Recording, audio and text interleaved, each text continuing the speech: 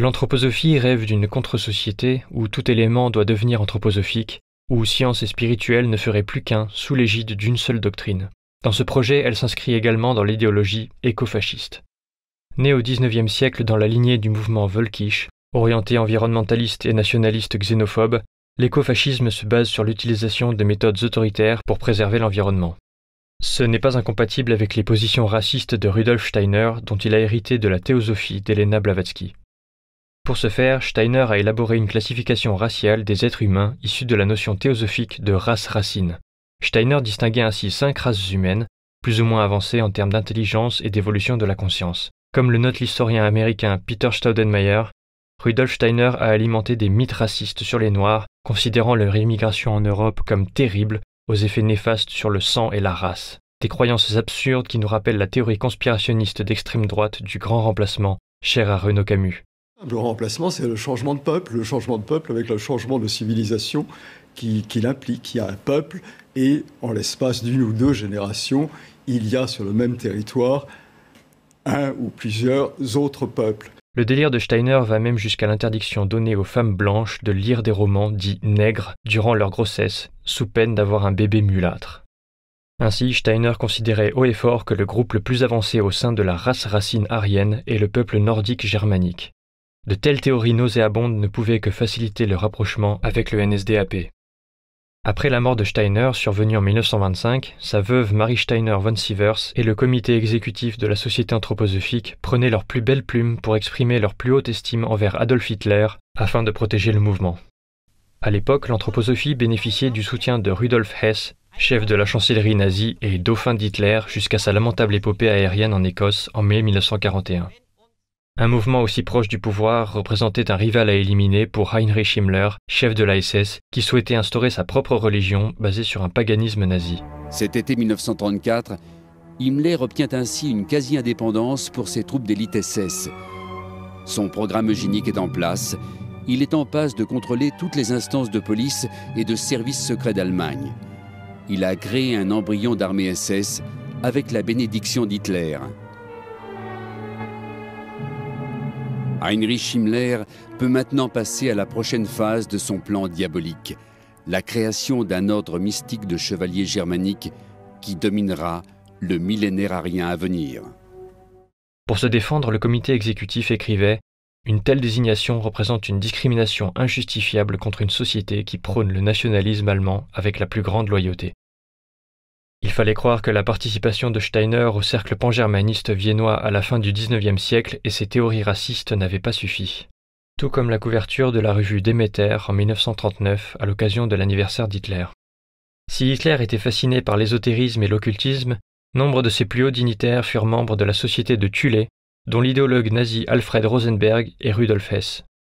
Himmler se méfie de l'anthroposophie, dont il reprochait les orientations internationales, prônant une éducation individualiste via les écoles Steiner-Waldorf. Comme le rapporte Peter Staudenmayer, l'arrêt fut signé en 1935 par le chef de la Gestapo, Reinhard Heydrich, farouche adversaire de l'aile verte du parti nazi. La même année, Himmler ordonna la création de son institut de recherche pseudo-scientifique, l'Ahnenerbe, afin de valider les théories sur la présumée supériorité aryenne et, par extension, justifier les horreurs perpétrées par les nazis. Un institut dirigé dans un premier temps par Walter Darré, figure de l'aile verte nazie, chef du bureau pour la race et le peuplement de la SS et ministre de l'Alimentation et de l'Agriculture.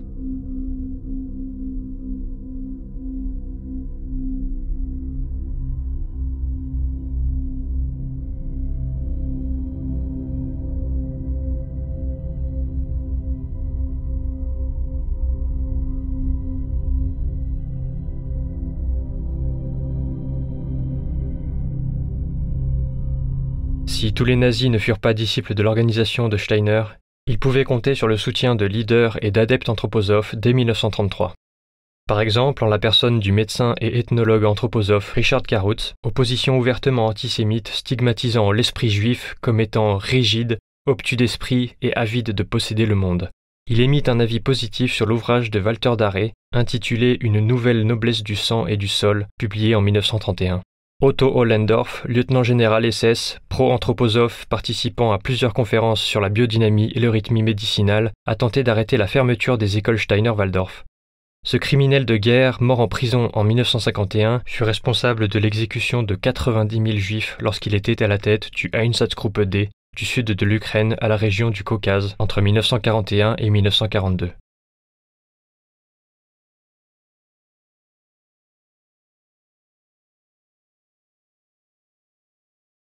Le médecin homéopathe Hans Rascher, père du médecin criminel SS Sigmund Rascher, déclarait être aussi anthroposophe que national-socialiste. Son fils Sigmund Rascher mena des expériences médicales sur la haute altitude sur des déportés du camp de concentration de Dachau. Placé dans un caisson de décompression, Rascher s'attardait sur les embolies gazeuses de certaines de ses victimes. On en dénombra entre 70 et 80. Ses expériences sur le froid pour protéger les aviateurs de la Luftwaffe de l'hypothermie en cas de crash en mer du Nord, firent l'objet d'un rapport transmis à Himmler. Pour ce faire, il plongeait ses victimes dans un bac d'eau glacée pendant 3 heures ou les laissait nus dans un froid glacial pendant près de 14 heures. Pendant ce temps-là, la firme Veleda fournissait de la crème anti-engelure pour les tester sur ces malheureux cobayes. Autre anthroposophe présent à Dachau, Franz Lippert, jardinier en chef de Veleda et officier SS, qui était chargé de superviser les plantations biodynamiques avec la bénédiction de Himmler. Quant à Veleda, la firme déclara qu'elle ignorait tout du mode d'utilisation de ces produits durant la guerre.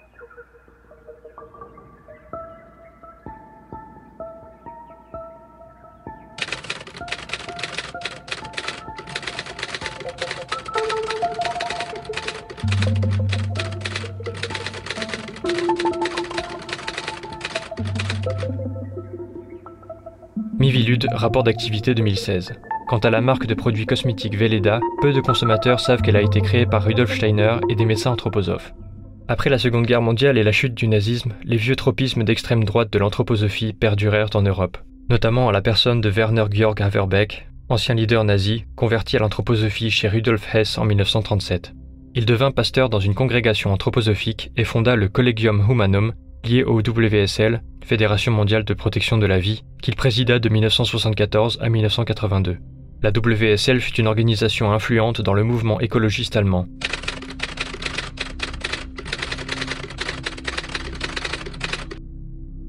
Ses positions étaient à la fois pacifistes, anti-nucléaires, mais aussi anti-immigration, anti-avortement et eugénistes.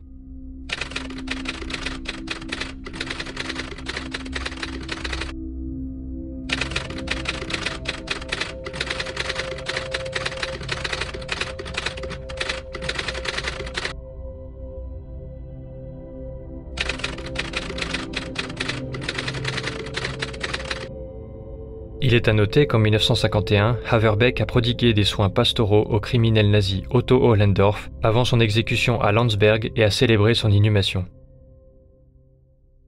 Autre figure mentionnée par Peter Staudenmayer, Ernst Otto Kors, vieil ami anthroposophe de Haverbeck et membre du Collegium Humanum et de la WSL depuis 1964. Il s'est distingué par ses publications négationnistes, dont une intitulée « Le mythe Auschwitz ».